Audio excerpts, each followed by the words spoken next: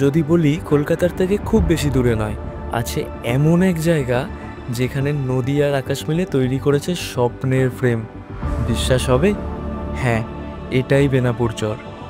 এক টুকরো শান্তি, এক চিলতে গ্রাম বাংলার ছবি, যেখানে শহরের ভিড় আর কোলাহলকে ফেলে খুঁজে পাবে এক নতুন প্রশান্তি।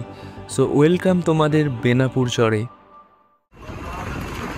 শহরের সকাল মানেই হর্নের শব্দ, মানুষের ছুটে চলা আর রাস্তার ধুলো। এই ভিড়ভাট্টা থেকেই শুরু হলো আমাদের আজকের জার্নি। সকাল 7:30 নাগাদ বাস এলো শ্যামবাজার বাগনান। গঙ্গার বুক চিরে বাস ছুটতে থাকলো, কখনো সবুজ গাছপালা, কখনো ধুলো ওড়ানো রাস্তা। প্রায় 2 ঘন্টা জার্নি করে এসে পৌঁছালাম বাগনান বাস স্ট্যান্ডে।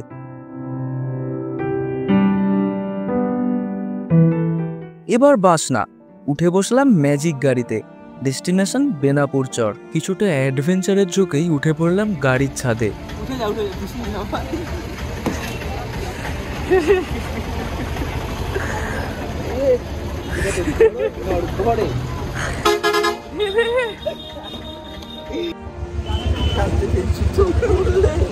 বাগদান স্ট্যান্ডের উপরে উঠে বসে আছি আমরা এখন একটা ম্যাজিক গাড়ি ছেড়ে দেওয়ার সঙ্গে সঙ্গেই শহরের ভিড় পিছনে ফেলে রাস্তাগুলো খুলে দিল এক অন্য পৃথিবীর দরজা। গাড়ির ছাদে বসে ভয় একটু লাগছিল, তবুও এক নতুন অভিজ্ঞতা, নতুন অ্যাডভেঞ্চার।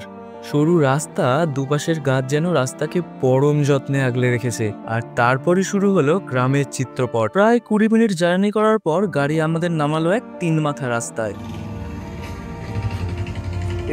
এইখানে আমাদের হচ্ছে অটোটা নামালো, এইখানটাতে অটোটা নামালো, আর এই রাস্তা ধরে কিছুটা এগিয়ে গেলেই বেনাপুর চর।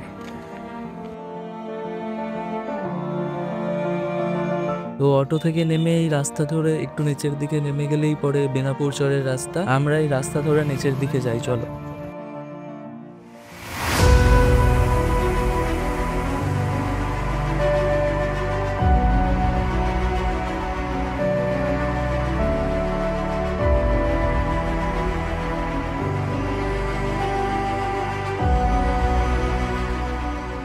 তো আমরা এখন আছি বেনাপুর বিচে। বেনাপুর বিচ, আর এই বিচের অ্যাকচুয়ালি সাইডে যে নদীটা, এটা হচ্ছে রূপনারায়ণ নদী।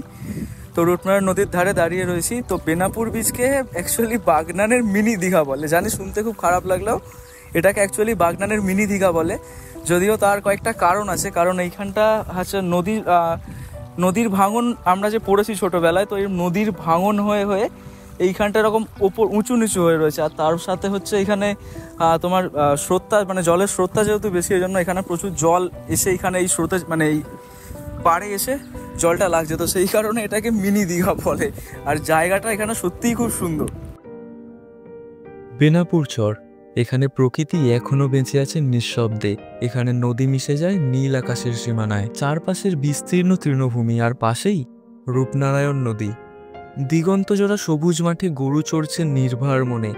মাঠ পেরিয়ে গেলেই চোখে পড়ে এক বিশাল নদী, জলের রঙে মিশে আছে আকাশের নীল। এখানে মানুষের জীবন নদীর মতোই সরল।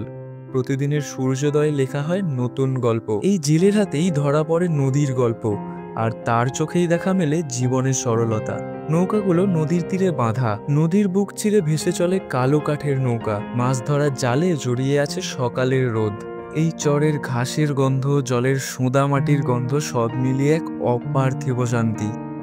এই চরের প্রতিটা ঘাসের ফাঁকে লুকিয়ে আছে শৈশব, যে শৈশব আমরা হারিয়ে ফেলেছি শহরের ইটের দেওয়ালে। এখন এমনি প্রচন্ড গরম, পুরো সূর্য আমাদের মাথার ওপর। তো তোমরা অ্যাকচুয়ালি এখানে আসতে পারো হচ্ছে শীতকালের দিকে, মানে পুজোর পর থেকে এখানে আসতে পারো। আর এমনি গরমকালেও বিকেলে আসলে এখানে খুব সুন্দর হাওয়া দেয়। কারণ এই দুপুরের রোদের মধ্যেও আমরা এখানে দাঁড়িয়ে রয়েছি, খুব সুন্দর হাওয়া দিচ্ছে। মানে গরম লাগছে কিন্তু অতটাও গরম ফিল হচ্ছে না।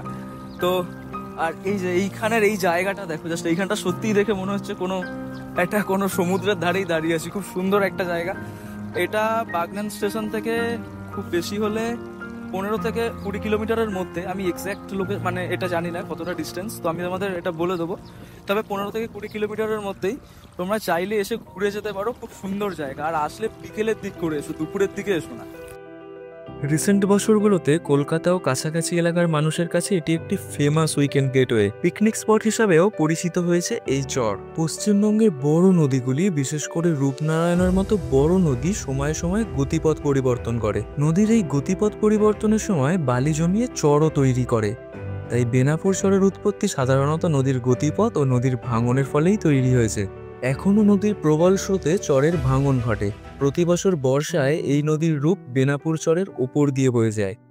এখানে আসার সঠিক সময় শীতকাল, কিন্তু সেই সময় মানুষের অপ্রাকৃতিক আচরণের ফলে এই শান্ত পরিবেশ আর পাওয়া যায় না। একদম আমরা এখন একদম এই নদীর একদম এইখানে দাঁড়িয়ে রয়েছে। এখানে অ্যাকচুয়ালি জল এইখান দিয়ে ঢুকে যায়, এইখানটা দিয়ে পুরো জলটা ঢুকে যায়। তো আমরা একদম এই পিছনেই নদী, এখানেও নদী, আমরা এইখানটাতে দাঁড়িয়ে রয়েছি। তো আর এই যে ঠিক এই জিনিসটার জন্যই জায়গাটাকে বলে হচ্ছে মিনি দীঘা। এই জিনিসটার জন্য। তো মিনি দীঘা নয়, প্রত্যেক কটা জায়গারই একটা নিজস্ব সৌন্দর্য থাকে। তো এই জায়গাটার এটা নিজস্ব সৌন্দর্য, কখনো এটা মিনি দীঘা নয়। তো এটা তোমরা কখনো মিনি দীঘা বলো না, এটা বেনাপুর চর, ব্যাস এইটুখানি। খুব সুন্দর জায়গা। তোমরা এটা আসলে অবশ্যই বিকেলে তো অন্তত এসো, দুপুরে এসো না। বেনাপুর চর এমন এক জায়গা যেখানে প্রকৃতি নিজেই কথা বলে, যেখানে প্রতিটা বাতাসে আছে নদীর সুর, আর প্রতিটা সূর্যাস্তে থাকে এক অজানা কবিতার ছোঁয়া। এবার ফেরার পালা, back to the normal life. নতুন রাস্তা পাহাড় আর মেঘের ডাকে আমি আবারও বেরিয়ে পড়বো এক নতুন ভ্রমণের পথে। মুভ উইথ প্রীতমের এই জার্নিতে তোমরাও সাথে থেকো কিন্তু।